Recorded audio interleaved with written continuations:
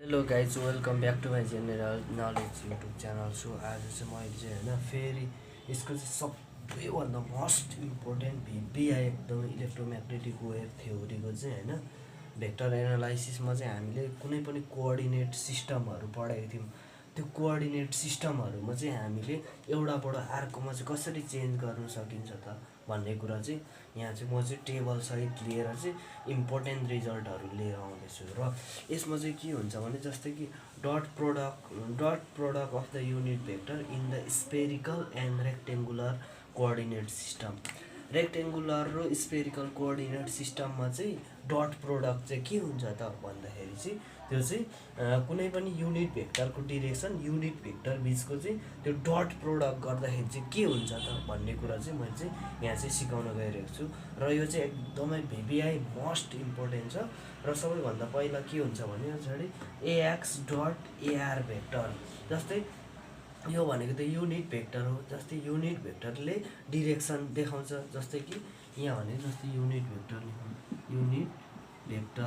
मानिलिउँ unit vector मानिलिउँ ए dot something बेसमा जति नि हुनु पायो, जति त्यो कोअर्डिनेट सिस्टम अनुसार फरक हुन्छ। त्यही भएको कारणले गर्दा युनिट भेक्टर अनि त्यस पछाडि गिभ्स डिरेक्सन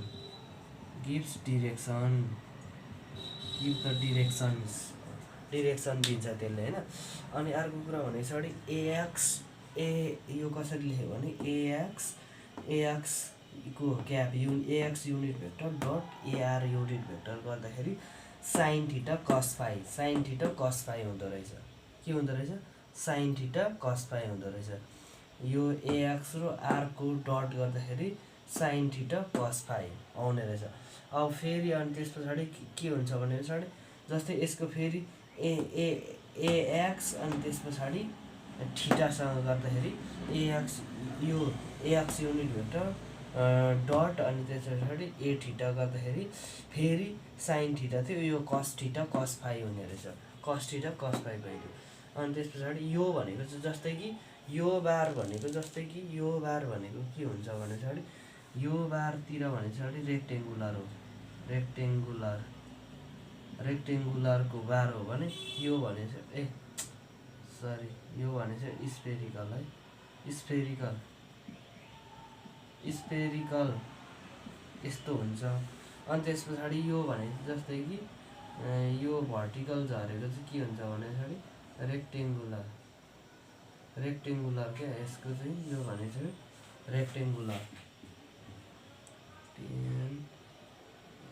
रेक्टेङ्गुलर बार हो। यो भनेको चाहिँ एक्सवाइजेड भनेको त रेक्टेङ्गुलर हो। त्यही भएको कारणले गर्दाखेरि स्पेरिकल र रेक्टेङ्गुलरको डट गरेको छ। अनि त्यस पछाडि एएक्स युनिट भेक्टर डट ए फाई गर्दाखेरि चाहिँ माइनस साइन फाई हुने रहेछ। र अनि अर्को भने पछाडि यो फेरि एवाईले एआरसँग गर्दाखेरि फेरि साइन थीटा साइन फाई नै आउँदो रहेछ क्या। साइन थीटा साइन फाई नै आउँदो रहेछ। के अरे साइन थीटा साइन फाई नै आउँदो रहेछ। अनि फेरि एवाईले ए थीटालाई डट गर्दाखेरि के आउने रहेछ? Cos theta. यसमा फेरि साइन थीटा थियो, कस थीटा, यो र थीटा सेम नै हुँदो रहेछ। Sine theta cos theta same नै, अनि कस थीटा सेम। अनि यहाँ भने चाहिँ फरक हुँदो रहेछ। अगाडि छ भने पछाडि, पछाडि छ भने अगाडि हुँदो रहेछ। अनि यो चाहिँ साइन फाई हुँदो रहेछ। अनि यो भने चाहिँ कस हुँदो रहेछ। जस्तै कि कस फाई हुँदो रहेछ।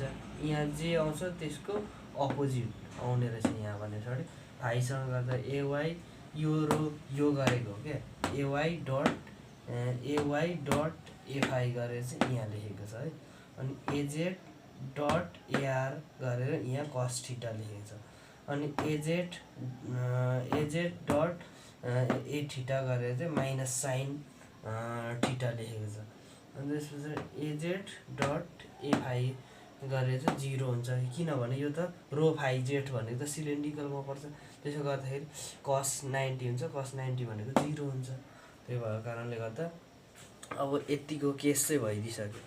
अब यो केस भइदिइसके पछाडि हामीले हेर्नै पर्ने कुरा भनेको चाहिँ के हुन्छ भने पछाडि जस्तै कि हाम्रो चाहिँ अब सेकेन्डमा चाहिँ के छ त भन्दाखेरि चाहिँ हाम्रो जस्तै कि यो सेकेन्डमा हेरौँ। अब सेकेन्ड केस नि हेर्छौँ हामीले होइन। सेकेन्ड केस हेर्छौँ। अब सेकेन्ड केस पनि हेर्दाखेरि के हुन्छ त भन्दाखेरि जस्तै कि अब हाम्रो यहाँ dot product of unit vector in rectangular coordinate system भनेको छ। जस्तै कि यसलाई पनि डट प्रोडक्टमै चेन्ज गरेको छ क्या। Dot product of the unit vector in the cylindrical and rectangular र सिलिन्डर बिचको चाहिँ डट प्रोडक्ट छ क्या। रेक्टेङ्गुलर भनेको XYZ भइदियो, यो लाइन भनेको छ अरे रेक्टेङ्गुलर भइदियो, यो भनेको छ अरे के हुन्छ रेक्टेङ्गुलरको भइदियो, यो उँधो झरेको भनेको छ अरे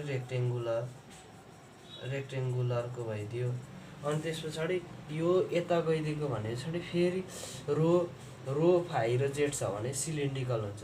रो फाइ र जेड भनेको छ अरे के हुन्छ सिलिन्ड्रिकल, CYLINDRICL सिलिन्ड्रिकलको यो त्यो टर्म भइदियो। भनेपछि यहाँ पनि कसरी गर्यो भने AX डट एरो भनेको छ अरे कस पाइ हुन्छ। AX डट एरो भनेको छ अरे यो युनिट भेक्टरको डट गर्दाखेरि कस पाइ, AX डट एरोको AX डट ए फाइ गर्दाखेरि फेरि माइनस टाइन थीटा आयो। अनि त्यसो AX डट एजेड गर्दाखेरि त 0 आयो त्यो नि त।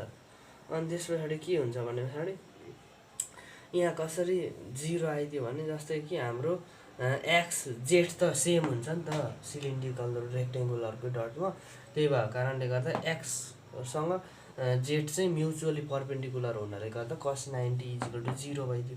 अनि त्यस पछाडि AY डट एरो गर्दाखेरि यहाँ फेरि साइन फाइ आइदियो क्या, वाइ गर्दाखेरि साइन आइदियो, एक्ससँग डट गर्दाखेरि कस फाइ आइदियो क्या।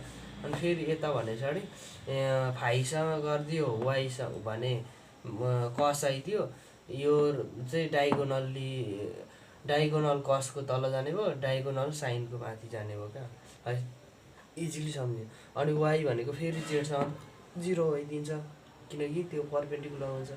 अनि एजेड डट एरो गर्दाखेरि फेरि 0 आउने भयो क्या। रो जेड त पर्ने हुन्छ, रो जेड म्युचुअली पर्पेन्डिकुलर हुन्छ, त्यो पर्पेन्डिकुलर हुनु बित्तिकै 0 आयो। अनि एजेड डट फेरि फाइ गर्दा नि फाइमा पनि 0 हुन्छ, रो फाइ र जेड गर्दाखेरि 0 हुन्छ, यो दुइटैमा आउने भयो। अनि त्यस पछाडि यो फेरि जेडले यसलाई गर्दाखेरि जेड डट जेड गर्दाखेरि 1 आइदियो क्या, त्यो भएर त्यसरी आइदिएको हो। र अर्को केस भनेको के हुन्छ dot product of unit vector, dot product of unit vector in cylindrical and the spherical coordinate भनेको छ अरे यो भने चाहिँ के हुन्छ भने AR सिलिन्ड्रिकल भन्नु बित्तिकै रो फाइ र जेड हुन्छ भने रेक्टेङ्गुलर भन्नु बित्तिकै स्पेरिकल भन्नु बित्तिकै आर थीटा र फाइ हुन्छ है एकअर्कामा। जस्तै आर थीटा र फाइ भनेको यो भनेको तल झरेको भनेको छ अरे भर्टिकलको भनेको छ अरे हाम्रो के अरे स्पेरिकल भइदियो भने यो होरिजेन्टलको रो थीटा र जेड भनेको चाहिँ रो फाइ जेड भनेको चाहिँ हाम्रो के हुने हो सिलिन्ड्रिकल हुने हो। यो दुईटाले डट गरौँ अब फेरि AR डट रो गर्दाखेरि साइन थीटा आइदियो। अनि त्यसपछि फेरि AR युनिट भेक्टर डट ए फाइ गर्दाखेरि 0 आयो किनकि आर भनेको पनि पर्यो सिलिन्ड्रिकल स्पेरिकलमा र फाइ भनेको त्यो सिलिन्ड्रिकलमा पर्यो, त्यही भएको कारणले गर्दा 0 भइदियो क्या, यो चाहिँ 0 भइदियो, आर फाइ गर्दाखेरि 0 भइदियो। अनि त्यस पछाडि अर्को भने पछाडि के हुन्छ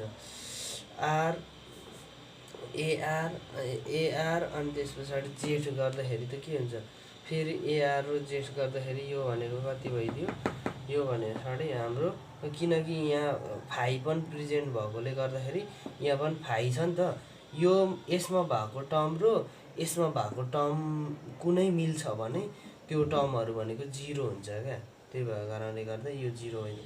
अनि फेरि ए थीटा डट एजेड गर्दाखेरि माइनस साइन थीटा आइदियो क्या।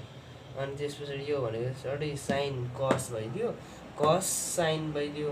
अनि त्यस पछाडि यसरी चाहिँ हामीले बुझ्न सकिन्छ कि साइन र कस अगाडि आइदियो भने कस र साइन जेडमा आइदियो। अनि त्यसपछि फाइ र रो गर्दाखेरि 0 भइदियो, यहाँ फाइ नि छ, फाइ प्रेजेन्ट छ, यहाँ पनि फाइ प्रेजेन्ट छ नि त, त्यसो गर्दाखेरि फाइ र रो गर्दाखेरि 0 आइदियो। रो फाइ र जेड रो फाइ र जेड आउँछ नि त। यहाँ पनि फाइ छ है। अब रो फाइ भनेको पछाडि यहाँ पनि छ नि त। त्यो भएको कारणले गर्दाखेरि यो टर्म नै रो फाइ र जेड गर्दाखेरि 0 भइदियो। अनि त्यसपछि फेरि यो रो यो त छ नि त फाइ त यहाँ पनि छ नि त।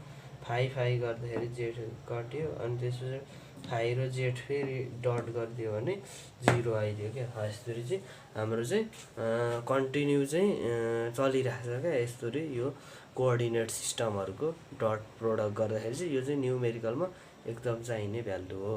Thank you everyone.